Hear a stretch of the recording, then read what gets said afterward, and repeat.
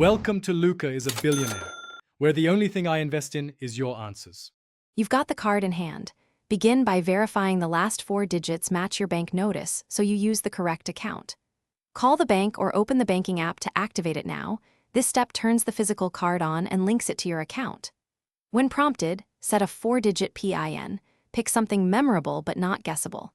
Once done, record activation confirmation or screenshot for your records and move to the next steps to make purchases. Once activated, secure the card.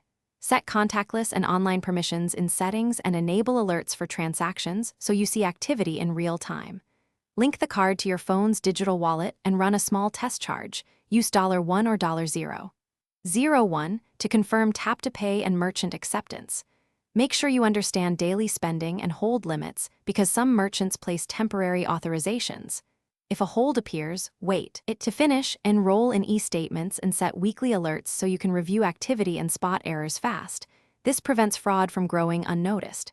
If a transaction fails, double-check chip insertion, swipe orientation, or contactless range, then retry or use the magnetic stripe. For lost, stolen, or suspicious activity, block the card immediately in the app and request a replacement.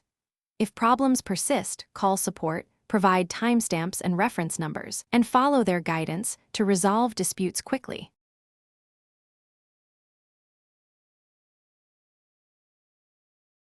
Thanks for watching and please subscribe. It's the best investment you'll ever make.